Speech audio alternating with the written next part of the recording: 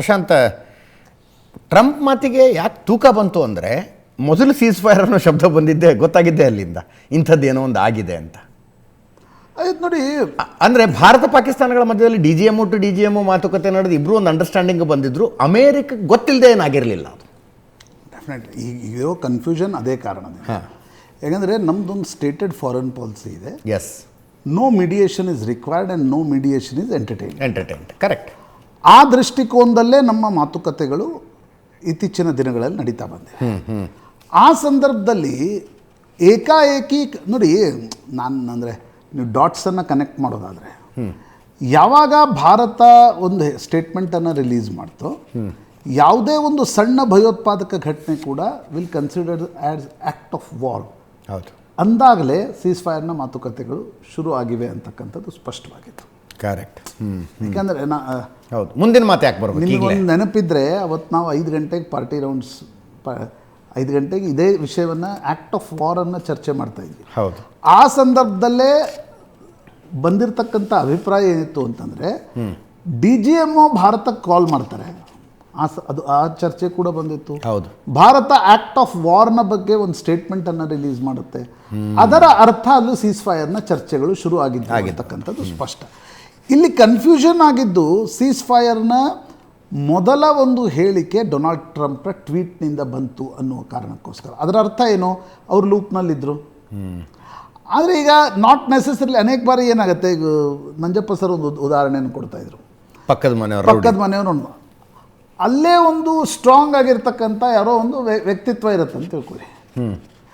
ಅವರಿಬ್ಬರ ಮಧ್ಯೆ ಜಗಳ ಬಗೆಹರಿದಿದೆ ಅಂತಕ್ಕಂಥದ್ದನ್ನು ಮೈಕ್ ತಗೊಂಡು ಆತ ಒದರ್ಲಿಕ್ಕೆ ಸ್ಟಾರ್ಟ್ ಮಾಡಿದರೆ ಏನು ಮಾಡ್ಲಿಕ್ಕೆ ಸಾಧ್ಯ?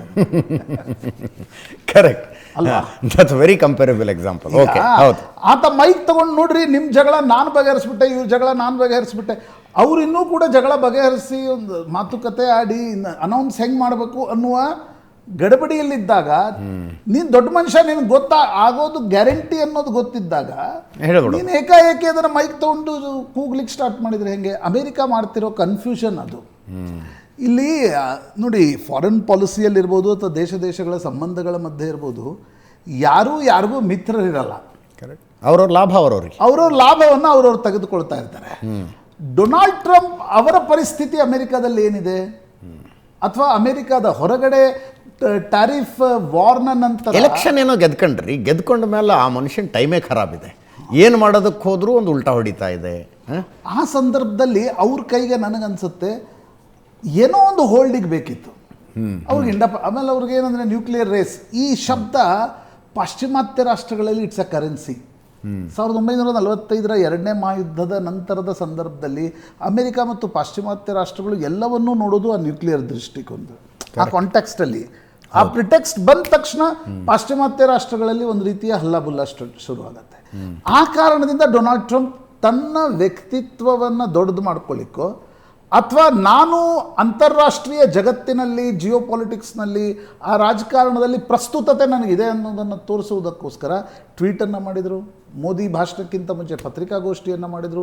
ಸೌದಿ ಅರೇಬಿಯಾಗೆ ಹೋಗಿ ಕೂಡ ಅದೇ ಭಾಷಣವನ್ನು ಮಾಡ್ತಿದ್ದಾರೆ. ಯಾಕಂದರೆ ಅವ್ರಿಗೆ ಹೇಳೋದಿದೆ, ನೋಡಿ ನಾನು ರಿಲೆವೆನ್ಸಲ್ಲಿದ್ದೀನಿ, ಇಲ್ಲರ ದೊಡ್ಡ ಯುದ್ಧ ಆಗ್ಬಿಡ್ತಿತ್ತು, ನಾನು ತಪ್ಪಿಸ್ತಾ ಇದ್ದೀನಿ. ಅದು ಚೈನಾದ ಅಕ್ಕಪಕ್ಕದಲ್ಲಿರ್ತಕ್ಕಂಥ 2 ರಾಷ್ಟ್ರಗಳು, that is very important. Correct. ಚೈನಾದ ಗಡಿಯಲ್ಲಿರ್ತಕ್ಕಂಥ 2 ರಾಷ್ಟ್ರಗಳು, ಅವುಗಳ ಜಗಳವನ್ನು ನಾನು ಬಗೆಹರಿಸಿದೆ, ಇಲ್ಲಾಂದರೆ ಅವ್ರು ಇನ್ನೂ ಜಗಳ ಆಡ್ತಾ ಇದ್ರು, ಟ್ರೇಡ್ನ ಬೆದರಿಕೆಯನ್ನು ಅವ್ರಿಗೆ ಹಾಕಿದೆ ಅಂತಕ್ಕಂಥದ್ದನ್ನು ಡೊನಾಲ್ಡ್ ಟ್ರಂಪ್ ಹೇಳ್ತಿದ್ದಾರೆ. ನನಗನ್ಸುತ್ತೆ ಅಜಿತ್, ಯಾವುದೇ ಕದನ ವಿರಾಮದ ಮಾತುಕತೆಗೆ ಅಲ್ಲೇನು ಷರತ್ತುಗಳೇ ಇರಲಿಲ್ಲ. ಅಲ್ಲಿ ಡೊನಾಲ್ಡ್ ಟ್ರಂಪ್ ಏನು ಮಧ್ಯಸ್ಥಿಕೆಯನ್ನು ವಹಿಸ್ತಾರೆ? ಇದನ್ನು ಅಮೆರಿಕ ನೋಡಿ, ಏನು ಮೊದಲ ಬಾರಿ ಅಲ್ಲ, ಅಮೆರಿಕ ಕಳೆದ 30 ವರ್ಷಗಳಲ್ಲಿ ಭಾರತ ಮತ್ತು ಪಾಕಿಸ್ತಾನ್ಗೆ ಡಿಎಸ್ಕಲೇಟ್ ಅಂತಕ್ಕಂಥದ್ದನ್ನು ಪುನರುಚ್ಚರಿಸ್ತಾ ಇರುತ್ತೆ. ಅದನ್ನು ಈ ಬಾರಿಯೂ ಕೂಡ ಮಾಡಿರ್ಬೋದು. ಯಾಕಂದರೆ ಭಾರತದ ವಿದೇಶಾಂಗ ಇಲಾಖೆ ಏನು ಹೇಳ್ತಾ ಇದೆ, ಮೇ 8ಕ್ಕೆ ಅಂದರೆ ಆಪರೇಷನ್ ಸಿಂಧೂರ್ ಮುಗಿದ ಮರುದಿನ ಅಮೆರಿಕನ್ ವೈಸ್ ಪ್ರೆಸಿಡೆಂಟ್ JD ವಾನ್ಸ್ ಕಾಲ್ ಮಾಡಿದ್ರು, ಪ್ರೈಮ್ ಮಿನಿಸ್ಟರ್ ನರೇಂದ್ರ ಮೋದಿ ಜೊತೆಗೆ ಮಾತನಾಡಿದರು. ಅದಾದಮೇಲೆ ಮೈಕಲ್ ರುಬೇರೋ ಜೈಶಂಕರ್ ಜೊತೆ ಮಾತನಾಡಿದರು. ಅದಾದಮೇಲೆ 10ನೇ ತಾರೀಕು ಅಜಿತ್ ದೋವಲ್ ಸ್ವತಃ ಮೈಕಲ್ ರುಬೇರೋಗೆ ಕಾಲ್ ಮಾಡಿ ಮಾತನಾಡಿದರು ಅಂತಕ್ಕಂಥದ್ದನ್ನು ವಿದೇಶಾಂಗ ಇಲಾಖೆಯ ವಕ್ತಾರರು ಮತ್ತು ಮೂಲಗಳು ಖಚಿತಪಡಿಸ್ತಾ ಇವೆ. ಅದರ ಅರ್ಥ ಒಂದು ದೊಡ್ಡ ದೇಶವಾಗಿ, ಒಂದು ಸೂಪರ್ ಪವರ್ ಆಗಿ ಅಮೆರಿಕಕ್ಕೆ ನಿಮಗೆ ಗೊತ್ತಿರಲಿ ಹಿಂಗಾಗ್ತಿದೆ ಅನ್ನೋದು ಗೊತ್ತಿರಲಿ ಅನ್ನೋ ಥರ ನಾವು ಹೇಳಿದ್ದೀವಿ. ಗೊತ್ತಿರಲಿ ಅಥವಾ ಮಾತುಕತೆ ಮಾತುಕತೆಗೆ ಒತ್ತಡವನ್ನು ಕೂಡ ಅಮೆರಿಕ ಹಾಕಿಲ್ಲ ಅಂತಕ್ಕಂಥದ್ದನ್ನು ಯಾರು ನಿರಾಕರಿಸ್ಲಿಕ್ಕೆ ಸಾಧ್ಯ. ಬಟ್ ಮೀಡಿಯೇಷನ್ನ ಅಗತ್ಯತೆ ಏನಿದೆ? ಯಾಕಂದರೆ ಭಾರತ ನಂಜಪ್ಪ ಸರ್ ಹೇಳಿದಂತೆ ತನ್ನ ಪೊಲಿಟಿಕಲ್ ಗೋಲನ್ನು ಬಹಳ ಸ್ಪಷ್ಟವಾಗಿತ್ತು.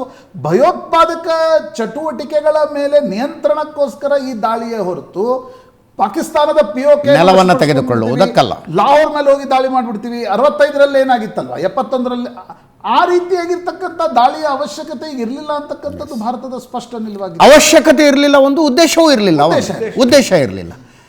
ಅಂಥದ್ದೊಂದು ದಾಳಿ ಆಗಬೇಕು ಅಂದರೆ ಪಾಕಿಸ್ತಾನದ ನೆಲದಲ್ಲಿ ಭಾರತದ ಸೈನ್ಯ ಕಾಲಿಡಬೇಕು ಅಂದರೆ ಎಲ್ಲಕ್ಕಿಂತ ಮೊದಲು ಮೊಬಿಲೈಸೇಷನ್ ಆಗಬೇಕು. ಮೊಬಿಲೈಸೇಷನ್ನು ತಿಂಗಳುಗಟ್ಟಲೆ ಟೈಮ್ ತಗೊಳ್ಳೋ ಕೆಲಸ ಅದು. ಅಂಥ ಮೊಬಿಲೈಸೇಷನನ್ನು ಭಾರತ ಮಾಡಿರಲಿಲ್ಲ. ರಜೆಗೆ ಹೋದ ಸೈನಿಕರಿಗೆ ಕೂಡ ಅವಶ್ಯಕತೆ ಬಿದ್ದರೆ ನೀವು ಬರಬೇಕು ಅಂತ ಹೇಳಿತ್ತೆ ಹೊರತು ಇಮಿಡಿಯೇಟಾಗಿ ಹೊರಟು ಬನ್ನಿ ಅನ್ನೋ ಸಂದೇಶ ಕೂಡ ಸೈನಿಕರಿಗೆ ಇರಲಿಲ್ಲ. ಅದರ ಅರ್ಥ ಇಷ್ಟೇ, ಇನ್ವೇಷನ್ನಿನ ಉದ್ದೇಶ ಭಾರತಕ್ಕೆ ಈ ಕಾರ್ಯಾಚರಣೆಯನ್ನು ಆರಂಭಿಸಿದಾಗಿನಿಂದಲೂ ಇರಲಿಲ್ಲ ಅಂತ. ನೀವು ಅದನ್ನು ಇನ್ನೊಂದು ದೃಷ್ಟಿಯಿಂದ ನೋಡೋದಾದರೆ ಭಾರತ ಅಥವಾ ಭಾರತದ ಪ್ರಧಾನಿ ಡೊನಾಲ್ಡ್ ಟ್ರಂಪ್ರ ಹೇಳಿಕೆಗೆ ನೇರವಾಗಿರ್ತಕ್ಕಂಥ ಉತ್ತರವನ್ನು ಕೊಡಲಿಕ್ಕೂ ಕೂಡ ಒಂದು ಹಿಂಜರಿಯುವ ಪರಿಸ್ಥಿತಿ ಇದೆ. ಯಾಕಿದೆ? ಟ್ರಂಪ್ ಮೋದಿ ನಡುವಿನ ಒಂದು ಮಿತ್ರತ್ವ ಇದೆ, ಗೆಳೆತನ ಇದೆ. ಹಿಂದೆ ಅಬ್ ಕಿ ಬಾರ್ ಟ್ರಂಪ್ ಸರ್ಕಾರ ಅಂತ ಎಂದೂ ಹೇಳದ ಭಾರತದ ಪ್ರಧಾನಿ ಹೇಳಿದ್ರು. ಹೌದು. ಟ್ಯಾರಿಫ್ ವಾರ್ನ ನಂತರ ಚೈನಾ ಮತ್ತು ಅಮೆರಿಕ, ಈಗ ಅದೊಂದು ಟ್ರೇಡ್ ಅಗ್ರಿಮೆಂಟ್ ಆಗಿರ್ಬೋದು, ಬಟ್ ಅದರ ಇವೆಂಚುವಲ್ ಲಾಭ ಭಾರತಕ್ಕೆ ಸಿಗ್ಬೋದು ಅಂತಕ್ಕಂಥದ್ದಿದೆ. ಮೂರನೇದು ನನಗನ್ಸುತ್ತೆ ಭಾರತದ ಎಸ್ಟಾಬ್ಲಿಷ್ಮೆಂಟ್ಗೆ ಅನಿಸ್ತಾ ಇದೆ, ಕಾನ್ಫ್ಲಿಕ್ಟ್ ಈಸ್ ವಿತ್ ಪಾಕಿಸ್ತಾನ್. ಹೌದು. ಈಗ ಯಾಕೆ ನಾವು ಡೊನಾಲ್ಡ್ ಟ್ರಂಪ್ ಅಮೆರಿಕ ಜೊತೆ ಯಾಕೆ ಚುಗಲಿ ಮಾಡ್ಕೋಬೇಕು, ಉತ್ತರವನ್ನು ಕೊಡಬೇಕು ಅಂತಕ್ಕಂಥದ್ದು ಕೂಡ ಭಾರತ ಸರ್ಕಾರದ ಹಿಂಜರಿಕೆಗೆ ಕಾರಣ ಅಂತ ನನಗನ್ಸುತ್ತೆ. ಆದರೆ ಡೊನಾಲ್ಡ್ ಟ್ರಂಪ್ ತನ್ನ ಇದರ ಲಾಭವನ್ನು, ಇದರ ಕ್ರೆಡಿಟನ್ನು, ಇದರಿಂದಾಗಿ ತನ್ನ ರಿಲೆವೆನ್ಸನ್ನು ಹೆಚ್ಚಿಸ್ಕೊಳ್ತಕ್ಕಂಥ ಪ್ರಯತ್ನವನ್ನು ಮಾಡ್ತಿದ್ದಾರೆ. ಬಟ್ ಅದು ಮುಜುಗರವನ್ನು ಭಾರತ ಸರ್ಕಾರಕ್ಕೆ ತರ್ತಾರೆ. ನೀವು ಇಲ್ಲಿ ಕುತ್ಕೊಂಡು ನಾವು ಹೇಳ್ಬೋದು, ಅಕಸ್ಮಾತ್ ಡೊನಾಲ್ಡ್ ಟ್ರಂಪ್ ಆ ಹೇಳಿಕೆಯನ್ನೇ ಕೊಟ್ಟಿರಲಿಲ್ಲ ಅಂದರೆ ಪೊಲಿಟಿಕಲ್ ಸಿನಾರಿಯೋದಲ್ಲಿ ಏನು ಚರ್ಚೆ ಇರ್ತೈತೆ? ನಾವು ಇಲ್ಲಿ ಅನೇಕರು ಹೇಳ್ಬೋದು, ಡೊನಾಲ್ಡ್ ಟ್ರಂಪ್ ಬಿಡ್ರಿ, ಅವರೊಂದು ಕ್ರೆಡಿಬಿಲಿಟಿ ಕ್ರಂಚ್ ಇದೆ, ಅವ್ರಿಗೊಂದು ಇಮ್ಯಾಚ್ಯೂರಿಟಿ ಇದೆ, ಇದನ್ನೆಲ್ಲ ಹೇಳ್ಬೋದು. ಆದರೆ ಫಸ್ಟ್ ಟ್ವೀಟ್ ಮಾಡಿದ್ರಿಂದ ಹಿಡಿದು ಈಗಿನವರೆಗಿನ ಅವರ ಮಾತುಗಳೇನಿವೆ ಅಲ್ವಾ, ಅದು ಭಾರತ ಸರ್ಕಾರ ಅನೇಕ ಪ್ರಶ್ನೆಗಳಿಗೆ ಉತ್ತರವನ್ನು ಕೊಡುವಂತೆ ಮಾಡ್ತಾ ಇದೆ. Yes, absolutely.